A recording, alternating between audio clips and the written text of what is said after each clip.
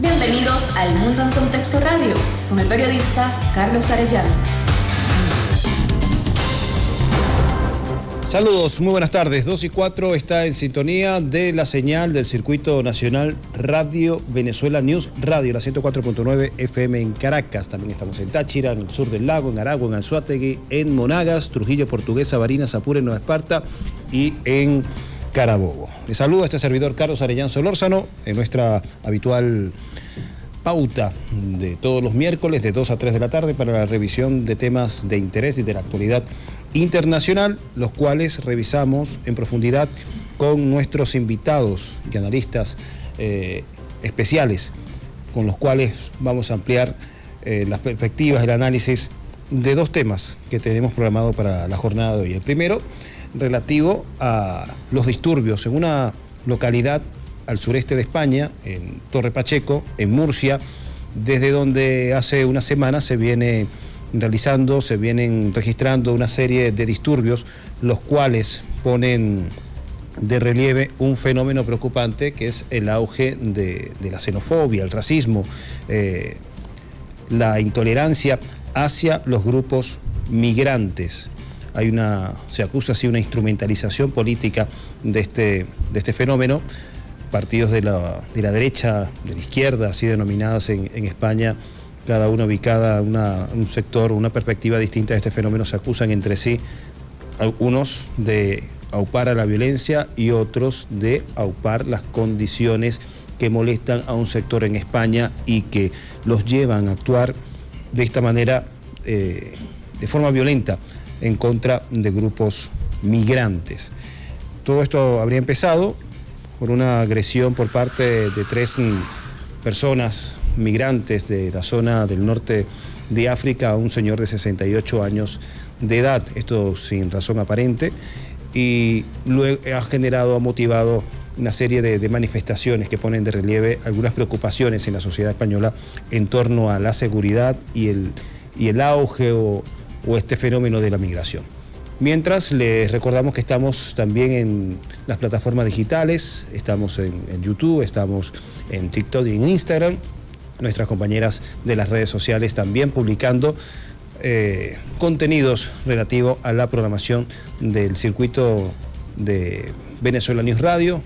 Así que les invitamos también a seguirnos por las redes sociales y estar pendientes de la programación de En Contexto Radio, todos los miércoles de 2 a 3 de la tarde. Para revisar sobre este tema de cómo se ha venido desarrollando estas jornadas de disturbios racistas en España, vamos a enlazarnos ya directo con nuestro colega Pascual Serrano, a quien vamos a pedir la confirmación de que ya esté conectado con nosotros para saludarlo y confirmar que nos está escuchando. Muy buenas tardes, Pascual, y muy buenas noches desde España. Pascual me escucha, pero no lo estoy escuchando. Vamos a corregir esta situación antes de comenzar la conversación. Pascual, dame un segundo. Bueno, reiteramos, tenemos ya a Pascual Serrano, lo estamos viendo, lo estoy viendo en pantalla, pero no lo estoy escuchando. Son las 2:08 de la tarde. Vamos a revisar justamente este tema porque es preocupante el auge que está tomando en Europa estas expresiones de racismo, de movilizaciones, de disturbios, en la cual se pretende castigar o endosar una serie de problemas locales al fenómeno de la migración. Y queremos revisar justamente este tema que ha copado los titulares, ha copado la agenda informativa de buena parte de los medios internacionales, justamente sobre estos sucesos que se están registrando en esta localidad de Torre Pacheco, al sureste de España, una localidad con apenas unos 20.000 habitantes, y de estos 20.000 el 30% sería justamente población migrante de la zona del Magreb, del norte de África. Se habla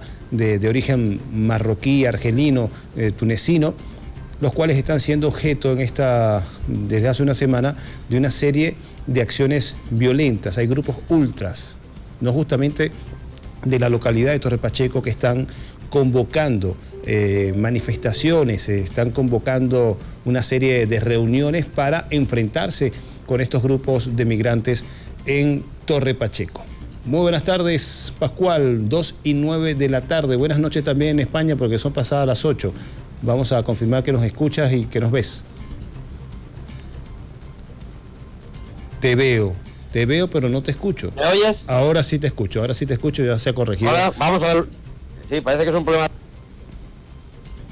No, ahora no te escucho, Pascual.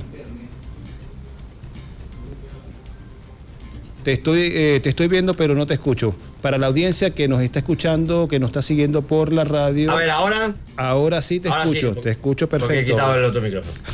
Parte de estas hola, parte de estas dinámicas. Ya te escuchamos y estamos en directo contigo, Pascual. Muy bien. Por la señal en streaming y por la señal de la radio. Pascual, bueno, quería revisar contigo justamente a qué se debe y de dónde viene toda esta furia contra los migrantes en Murcia. ¿Se trata de un fenómeno aislado en España o la xenofobia viene copando más espacio en el país? Bueno, evidente el tema tiene mucha complejidad y yo creo que no hay que simplificarlo en temas de racismo, xenofobia o antiemigración.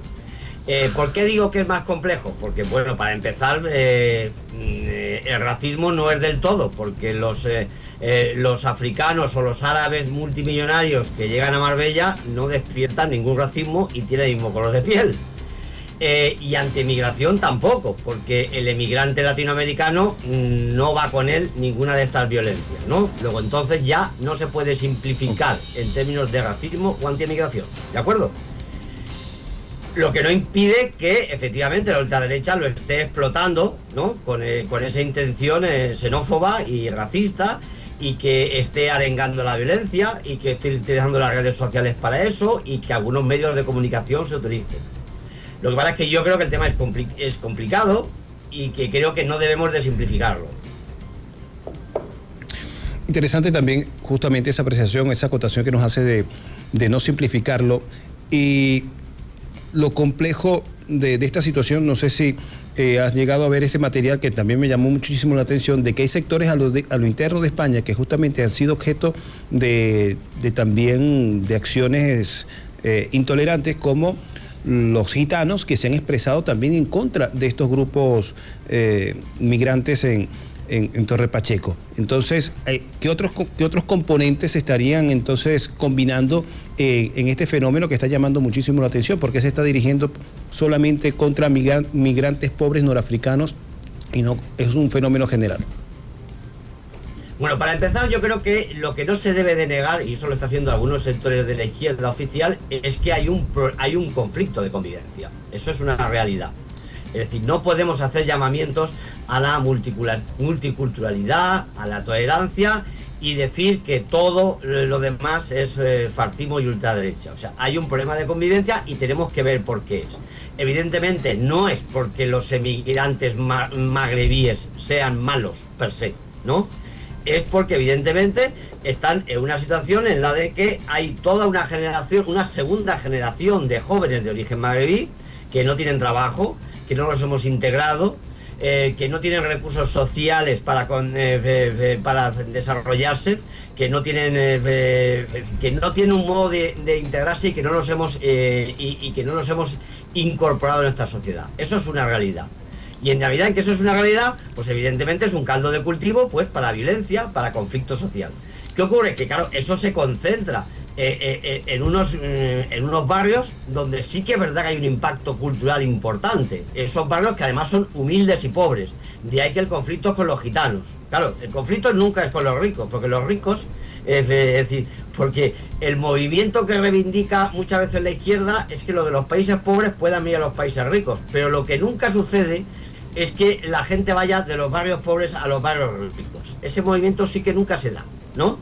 Entonces el conflicto surge dentro de los barrios pobres, entre pobres españoles y pobres emigrantes. Entonces todo eso, claro, decirle simplemente a los pobres, ustedes deben ser tolerantes, deben ser multiculturales y no deben ser racistas, no vale, porque todos están compitiendo por viviendas sociales, por puestos de trabajo, por listas de espera médicos y todo, y además en un conflicto cultural importante. Es evidente que la diferencia cultural que hay entre un español y un marroquí no es la misma que hay entre un español y un venezolano. En esa parte que estás mencionando sobre este conflicto de convivencia y que se está registrando en barrios, en zonas populares, en las cuales tendrían las mismas necesidades, tanto españoles como la población migrante, bueno, por ahí iría más en dirección mi siguiente pregunta, porque hay más clases populares españolas apoyando justamente estas manifestaciones que se están dirigiendo en esta oportunidad contra la población migrante. Están jugando con algunos sectores políticos, con algunos miedos de este sector de la población e instrumentalizándolos para este conflicto. No, sin duda, eso sucede. Es decir, yo creo que la ultraderecha está encendiendo todas esas pasiones, está generando violencia, está promoviendo el conflicto, está utilizando un criterio racial y étnico y xenófobo. Eso es evidente que lo está haciendo, ¿no? Y entonces el conflicto, como siempre, es social y de clase, es gente o cultural, eso sí que existe. Lo que no podemos decir es que hay una raza buena y una raza mala. Okay. Eso es lo que bajo ningún concepto debemos aceptar, ¿no? Pero no podemos negar que hay un conflicto y que desde unos sitios acomodados hay una ultraderecha diciendo vayan ustedes para los marroquíes porque son malos, y desde una izquierda también acomodada soporten ustedes a los marroquíes porque son buenos. Los marroquíes no son buenos ni malos, y los españoles no somos ni buenos ni malos, ¿no? Es decir, hay que mirar qué es lo que está pasando ahí para que haya ese conflicto.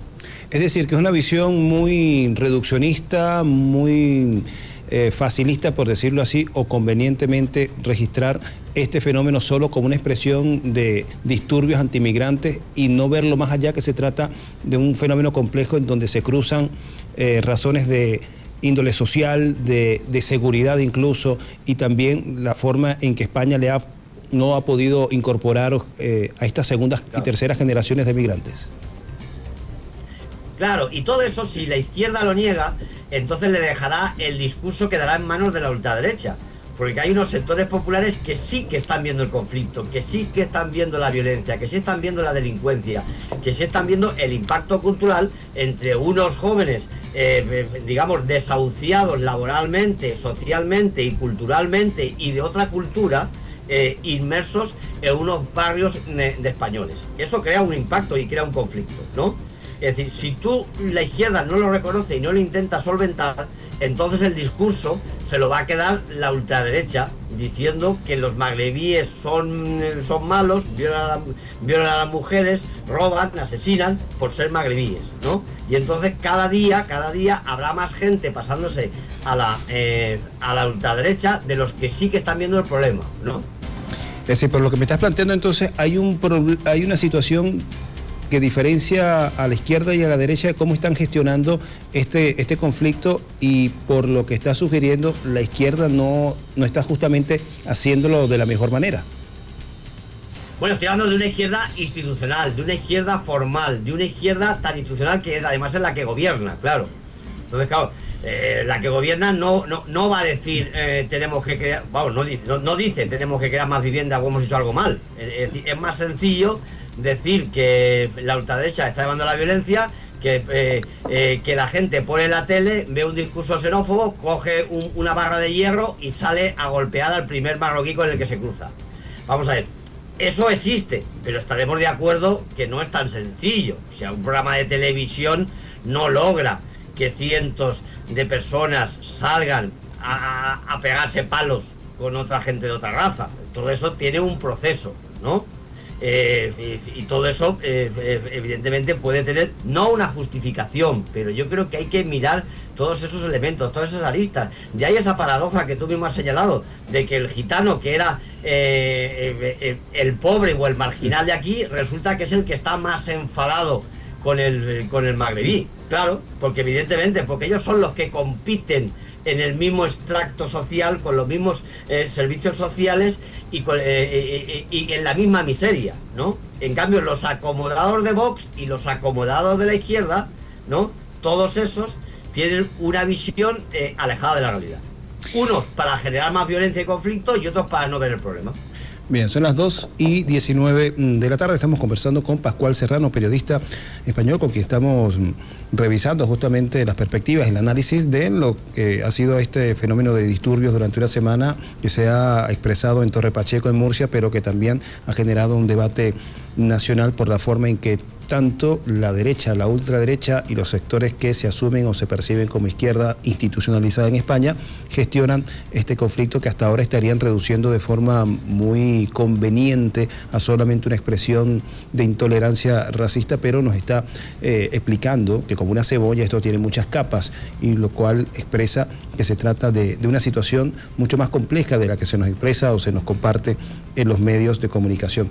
Pascual, también te quería preguntar si muchos de estos eventos que están sucediendo en Torre Pacheco serían una expresión, un coletazo de un fenómeno general en Europa como el que vimos, creo que hace menos de un año, en el Reino Unido, cuando hubo una ola también de manifestaciones de unos grupos llamados así radicales dentro del Reino Unido que se expresaron en contra de un refugio contra migrantes a partir de la acusación similar de un migrante detrás de un intento de abusar de un adolescente. Y al mismo tiempo en Francia se dio hace poco más de un año a partir de la muerte de un muchacho menor de edad que estaba conduciendo, lo asesinó la policía, y también esto generó una serie de eventos y disturbios violentos que ponen de relieve este tipo de debate que nos están mencionando. ¿Se conectan estos eventos?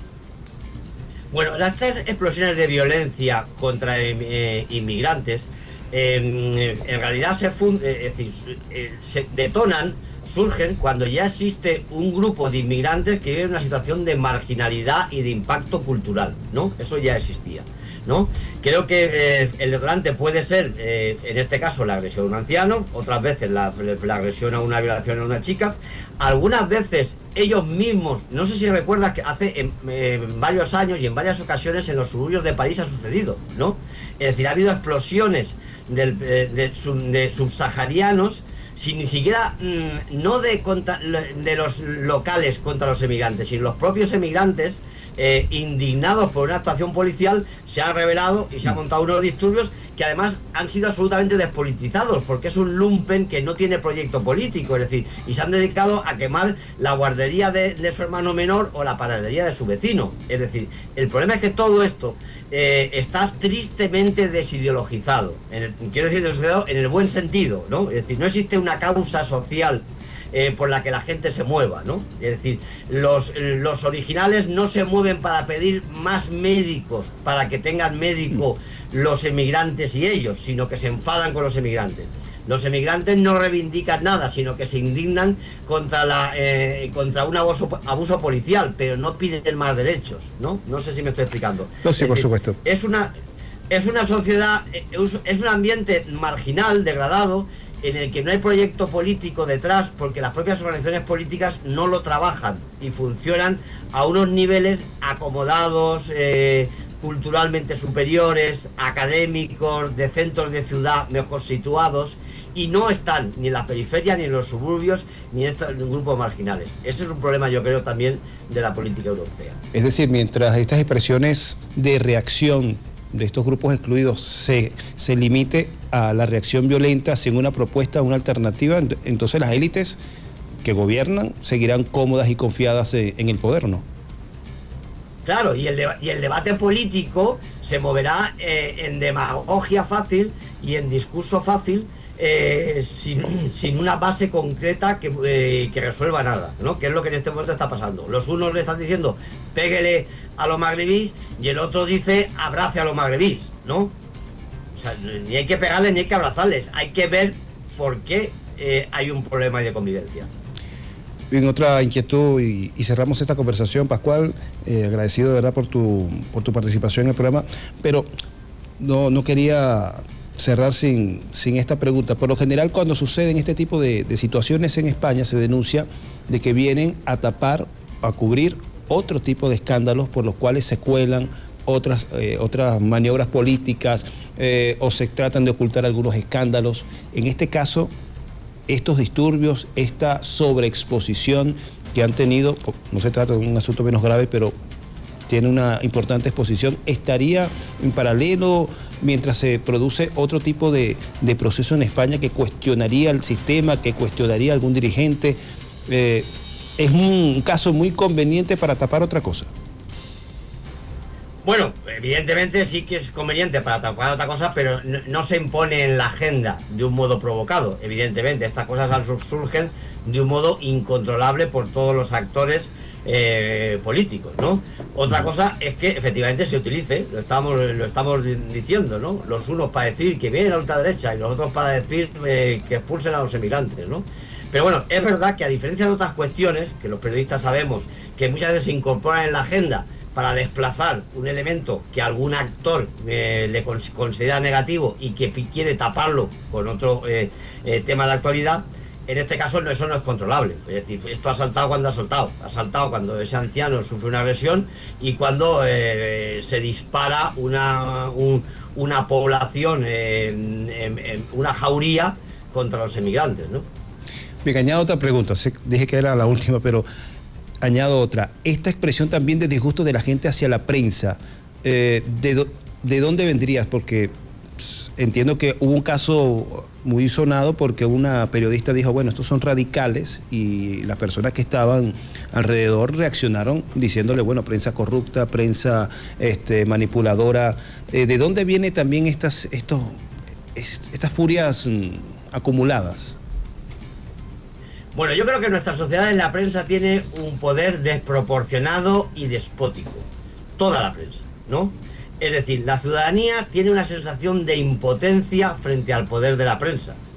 Eso lo que provoca es que cuando no hay un diálogo y la gente, sea de la opción política que sea, no ve reflejado su discurso en los medios de comunicación, ¿no? Esa impotencia y esa indignación explota de un modo violento, ¿no? Porque no está institucionalizado. Es decir, cuando tú tienes a alguien en tu sociedad que interpretas que tiene un poder abusivo y despótico, el alcalde, la policía, el médico, ¿no? Más allá de las ideologías, el conflicto solo lo resuelves tirándole pedradas, ¿no? Porque no existe un mecanismo institucional de poder enfrentarte a ese superpoder que es la prensa, ¿verdad? Entonces, esto ocurre con la izquierda y con la derecha. Todo el mundo, cuando ve que su posición no está reconocida en la prensa, y como no existe un diálogo, como tenemos una prensa que no escucha, ¿no? Sino que tiene su propio discurso político de la línea que sea, sin tenerlo presente, ¿no? Se provoca esto. Evidentemente, esto es negativo, lógicamente. Es decir, el acoso que se ha sido sometido la periodista de televisión española por parte de los grupos ultra, evidentemente debe de ser censurable, indignante y criticable, ¿no? Pero que hay que comprender que todo eso surge por esa situación previa y que evidentemente tenemos que denunciarla, ¿no? Es decir, si esta gente se considera que no es racista, si además es del pueblo de allí y han dicho que son de grupos de ultraderecha que han venido de fuera, organizados, violentos, agresivos, y es un tipo del pueblo, ¿no? Que en su poca interpretación mental considera que los magrebíes están haciendo daño y se ha manifestado, él ahora considera que ha sido vilipendiado por la prensa. Como no existe ningún mecanismo de respuesta, porque nadie les pregunta, aquí nadie pregunta a nadie, bueno, todos sabemos cómo es la prensa en estos países. Ellos tienen ya su plan y listo, y a partir de ahí tienen su discurso y no preguntan. Igual que cuando vienen las elecciones en Venezuela, nuestra prensa no encuentra a ningún partidario del gobierno. Aquí la prensa, según la posición que coja en el conflicto de Torre Pacheco, no pregunta a nadie que no responda a su hoja de ruta, ¿no? Y entonces la gente se considera despreciada por el medio de comunicación y actúa de un modo inapropiado, evidentemente, que es el violento. Muchísimas gracias, Pascual, desde España, por ampliarnos y compartirnos sus impresiones y análisis con respecto a este fenómeno de los disturbios violentos en Torre Pacheco, los cuales hemos explicado comenzaron hace una semana, esto con motivo de la agresión no provocada contra un anciano, un residente de la localidad. Denunció que por 3 personas provenientes de comunidades migrantes, lo cual ha generado una serie de indignación. Nos está explicando que se trata de una situación mucho más compleja que va más allá de alguna expresión de intolerancia racista o xenófoba en contra de una comunidad en particular, y por ello importante su apreciación y su elemento de análisis en este espacio de En Contexto Radio. Son las 2:29 de la tarde. Vamos a hacer nuestra primera pausa. No se aparte, que en minutos estamos de vuelta y vamos a estar revisando con otro de nuestros analistas invitados, Jorge Helmut desde Argentina, lo relativo a las últimas y recientes amenazas de Donald Trump en contra de Rusia. Donald Trump aprobó una nueva propuesta para el suministro de armamento a Ucrania a través de la OTAN. Ha dicho que todo esto lo pagará al 100% los países europeos, que Estados Unidos no va a poner un solo centavo, lo cual entra en contradicción también con su prédica que supuestamente iba a gestionar la pacificación de este conflicto. También ha expresado que si en 50 días Rusia no se expresa en función de un acuerdo de paz al conflicto en Ucrania, esto en los términos que ha planteado Washington en el occidente, aplicaría sanciones secundarias del 100% de aranceles a aquellos países que comercien con Rusia. Los analistas indican que muchas de estas decisiones estarían orientadas a afectar a países como China y la India. Ese tema lo vamos a revisar al regreso con Jorge Elbond, nuestro invitado, para el segundo tema y en la segunda mitad de En Contexto Radio. Pausa musical y en minutos estamos de vuelta.